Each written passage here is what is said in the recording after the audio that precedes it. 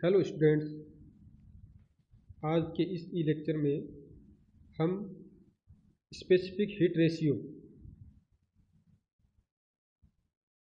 विशिष्ट ऊष्मा का अनुपात।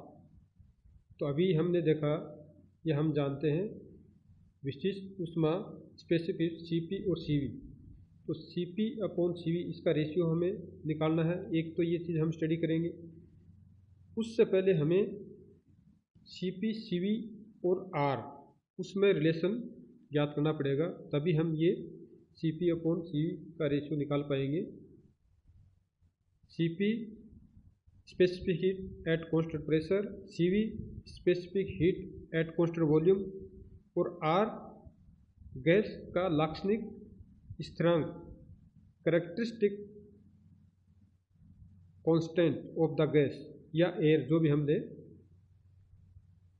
तो इसे ज्ञात करने के लिए इसमें जो रिलेशन है उसके लिए हम एक पिस्टन और सिलेंडर अरेंजमेंट लेते हैं।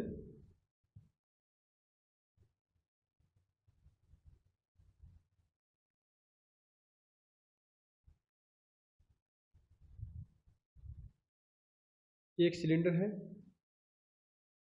इनिशियल पोजीशन पर जो पिस्टन है उसको हम शो कर रहे हैं यहाँ पे।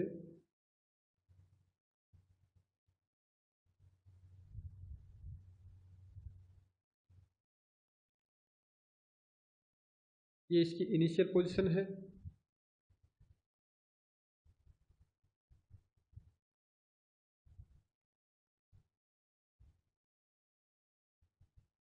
V1 यहाँ तक का जो वॉल्यूम है वो V1, और अंदर की जो भी प्रॉपर्टीज है वो T1 P1।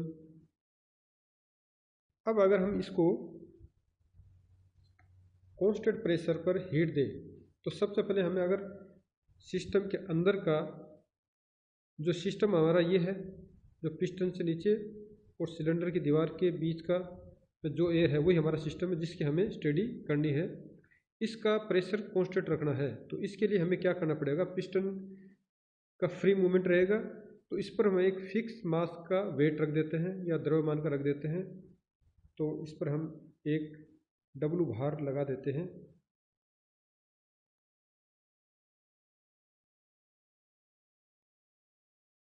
यहाँ पर ये W भार का हमने वेट रख दिया। तो W भार की वजह से इसके अंदर का जो प्रेशर है वो कांस्टेंट रहेगा। अगर पिस्टन को मूवमेंट अगर बंद कर दे तो जो सिस्टम है उसका जो प्रोसेस है वो कांस्टेंट वॉल्यूम प्रोसेस हो जाएगा, लेकिन हमें यहाँ पर कांस्टेंट प्रेशर का प्रोसेस रखना है। अब अगर हम इसको हीट देते हैं, किसी भी माध्यम से अगर हीट देते हैं, बर्नर की सहायता से या गैस चूल्हा जो भी, तो हीट हम दे रहे हैं वो डेल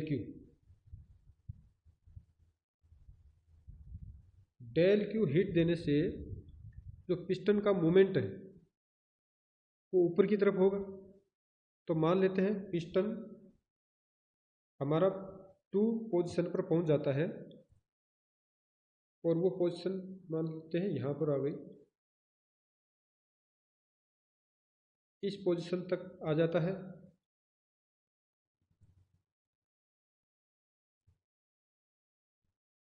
उस पर वो सेम वेट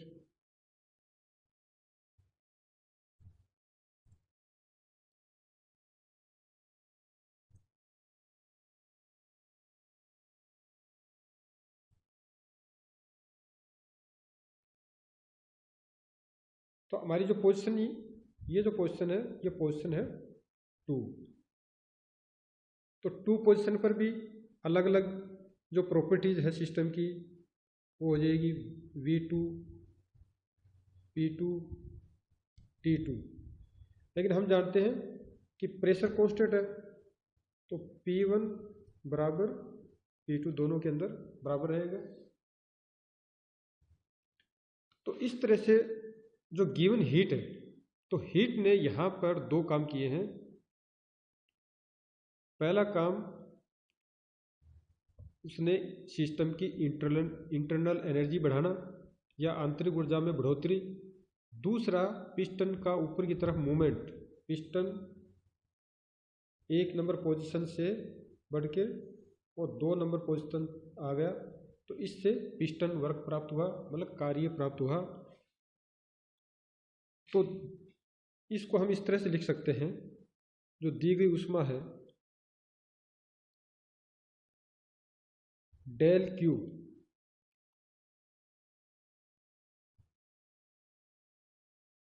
क्यू बराबर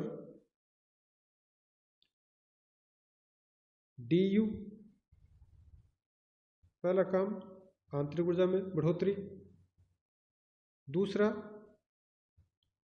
पी डीवी पिस्टन द्वारा किया गया कार्य।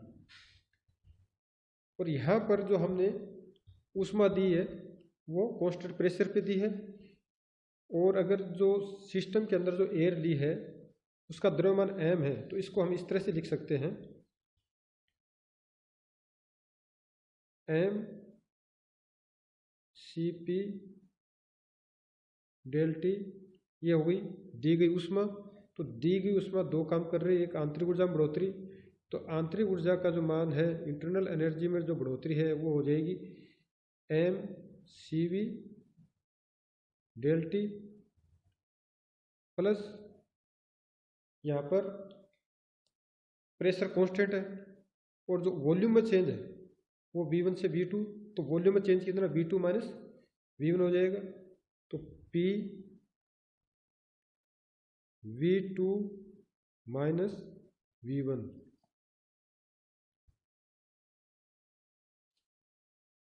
हम जो गैस इक्वेशन है उससे जानते हैं कि P1 V1 बराबर mR T1, इसी तरह से P2 V2 बराबर mR T2। तो इससे जो कार्य का जो P1 और P2 हम जानते बराबर है, और उसकी वैल्यू P1 बराबर P2 बराबर P, क्यों कांस्टेंट है, तो इसकी वैल्यू हम यहाँ रख देते हैं। तो ये अपना जो फॉर्मूला हो जाएगा m Cp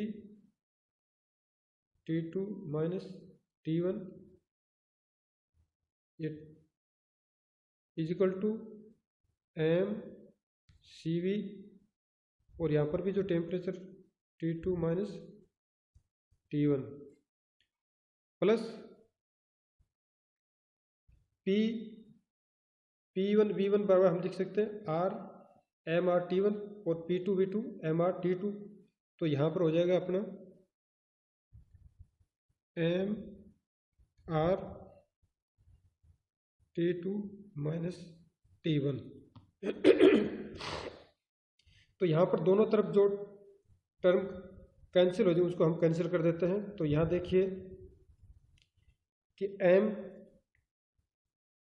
कैंसिल होगा, T2 माइनस T1 यहाँ पर भी है, यहाँ पर और यहाँ पर, इन दोनों के अंदर हम कॉमन लेके इनको काट सकते हैं। अब जो बचा Cp इजिकल टू क्या बच गया, Cp is equal to Cv plus R। तो ये रिलेशन अपने पास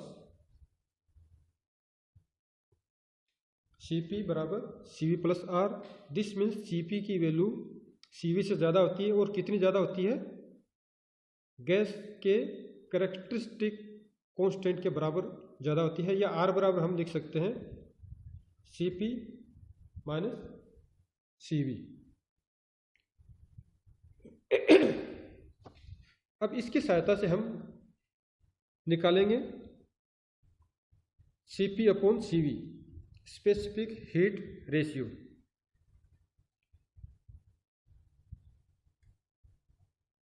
तो उसको निकालने के लिए हम जो वर्क डन प्राप्त करते हैं, वर्क डन का हमें ध्यान है कि जब भी किसी भी प्रोसेस के अंदर अगर वर्क डन प्राप्त करना है तो वर्क डन का फॉर्मूला P dV ये फॉर्मूला होता है।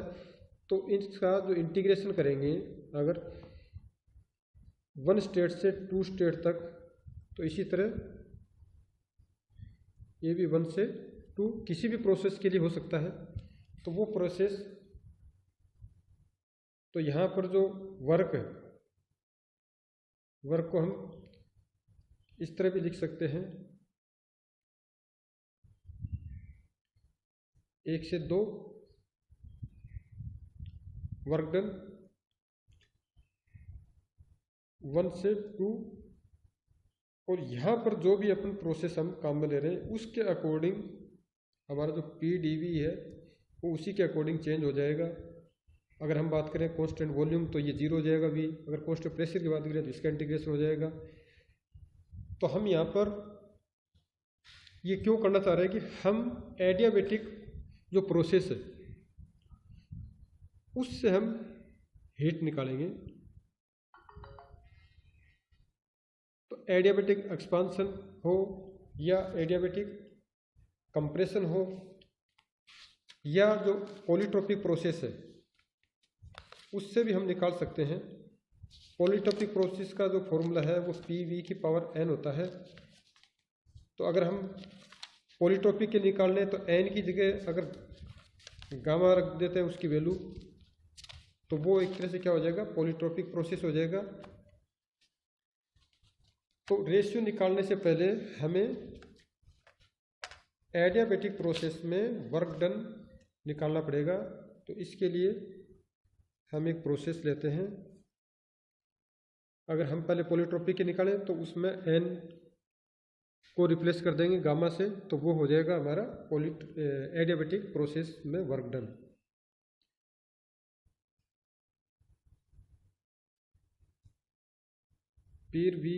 PV के अंदर अगर कोई पॉलीट्रोपिक प्रोसेस इस तरह से है, 0.1 से जो हमारा 0.1 है और ये 0.2 या 0.1 की जगह स्टेट बोल सकते, स्टेट 1 से 2 यहाँ से यहाँ तक निकालना। तो इसमें हम एक स्मॉल एरिया लेते हैं, स्मॉल एरिया लेके, और हम जानते हैं कि PV डायग्राम के अंदर किसी भी प्रोसेस का जो कर्व होता है उसके नीचे का जो एरिया होता है वो वर्क डन के बराबर होता है। यहाँ पर वॉल्यूम लिया तो ये एक तरह से dV, इसमें जो चेंजिंग है यहाँ से यहाँ तक, और जो प्रेशर है तो प्रेशर हम स्मॉल, इसके एवरेज प्रेशर की बात कर रहे हैं, तो ये कांस्टेंट प्रेशर बात करें P है यहाँ पर अगर, तो इस पोर्शन का जो कार्य है वो हो जाएगा डेल W बराबर P dV, और प्रोसेस है अपना PV⁴n बराबर कांस्टेंट। अगर इसका इंटीग्रेशन हम स्टेट 1 से लेके यहाँ पर V1 और ये पोजीशन अपनी V2 और ये P1 और ये की पोजीशन है P2, तो इंटीग्रेशन जब हम 1 से 2 तक करते हैं, 1 से 2 तक, तो यहाँ पर जो P की जगह हम इस फॉर्मूले से, जो अपना फॉर्मूला ये फॉर्मूला है, इस फॉर्मूले से P की जगह हम लिख सकते हैं C/V⁴n dV और 1 से 2। अब V की पावर जो n है उसको हम अगर न्यूमरेटर में ले जाते हैं तो ये इस तरह से लिख सकते हैं 1 से 2 V⁴ n dV। जब इसका इंटीग्रेशन करेंगे तो इंटीग्रेशन इस तरह से आ जाएगा, इसका V⁴ n + 1/-n + 1, और इसकी जो लिमिट है वो लिमिट 1 से 2 तक। तो इसकी वैल्यू पुटअप करने के बाद हमारे पास जो वर्क डन आएगा, तो वर्क डन का फॉर्मूला हमारे पास ये आ गया, 1 से 2 तक work done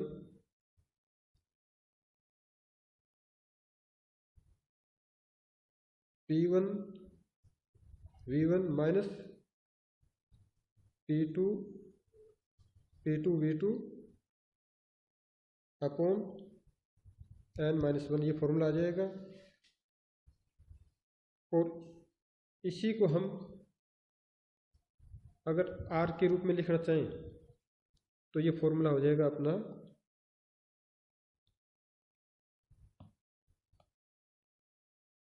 m R T1 minus T2 upon n-1। ये प्रोसेस अगर एडियाबेटिक हो तो एडियाबेटिक प्रोसेस में n की जो वैल्यू होती है वो होती है n बराबर गामा।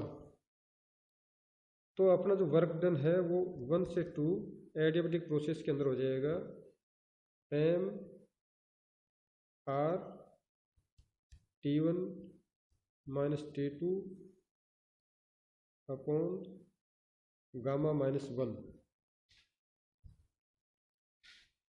इसको हम यूज करेंगे रेशियो निकालने में। और एडियाबेटिक प्रोसेस के बारे में हम अच्छी तरह से जानते हैं कि एडियाबेटिक प्रोसेस वह प्रोसेस है जिसमें ऊष्मा का आदान प्रदान 0 हो, मतलब डेल क्यू बराबर 0। तो फर्स्ट लॉ से गैस जो थर्मोडायनामिक फर्स्ट लॉ है उसके अकॉर्डिंग डेल क्यू बराबर D U plus P D V. लेकिन एडियाबेटिक के अंदर डेल क्यू की वैल्यू 0 होगी। तो यहां हम इसको इस तरह से लिख सकते हैं डी यू बराबर जो वर्क डन है तो माइनस, और ये वर्क डन हम ऊपर जो फॉर्मूले से निकाला 1 से 2, तो इसका फॉर्मूला हो जाएगा m R T1 minus T2 upon gamma -1। और जो डी यू की बात करते हैं तो हमने पहले स्टडी की डी यू बराबर होता है M C V del T और डी एच बराबर होता है M C P del T. तो इसको हम इस तरह से लिख सकते हैं M C V T2 minus T1 is equal to, यहां पर क्या आ जाएगा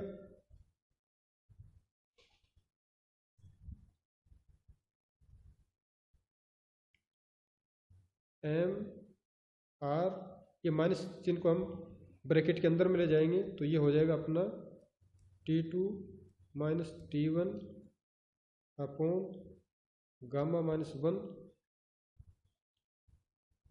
तो इस इक्वेशन में m से m कैंसिल हो जाएगा, T2 माइनस T1 से T2 माइनस T1 कैंसिल हो जाएगा। तो यहाँ पे बच गया CV इज इक्वल टू, और यहाँ पर R अपॉन गामा -1। तो यह CV बराबर एक तरह से क्या हो गया, CV बराबर R अपॉन गामा -1। तो इसको हम इस तरह से करेंगे CV बराबर R अपॉन गामा -1। R की जगह हम जो रिलेशन निकाला था उसकी वैल्यू लिख सकते हैं R बराबर CP माइनस CV, और जो नीचे डेनोमीटर में गामा -1। CV अपॉन 1 रख सकते हैं। अब 1 को CP माइनस CV से क्रॉस मल्टीप्लाई करेंगे और CV को गामा माइनस 1 से मल्टीप्लाई करेंगे तो हमारी जो इक्वेशन है वो इस तरह से आ जाएगी।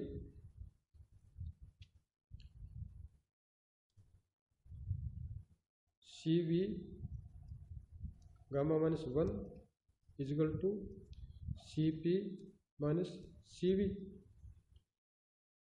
तो इसको और आगे हम सोल्व करेंगे तो C V gamma minus C V equal to C P minus C V. तो यहाँ से सी वी से सी वी कैंसिल हो जाएगा, तो हमारे पास सी वी गामा बराबर सी पी आ जाएगा। तो इससे सी वी गामा बराबर सी पी, और अगर इन दोनों का रेशियो ले तो आ जाएगा गामा बराबर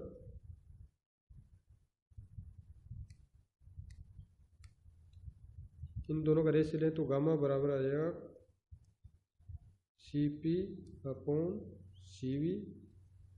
यही रेशियो हमें निकालना था कि C P upon C V की जो वैल्यू होती है वो एक कांस्टेंट आता है जिसको बोलते हैं गामा। और ये हर तरह के जो गैसेज होती हैं उनके लिए अलग अलग होता है। एयर के लिए अलग होगा, ऑक्सीजन के लिए अलग, नाइट्रोजन के अलग। तो इसे बोलते हैं स्पेसिफिक हीट रेशियो। इतना ही। Thank you.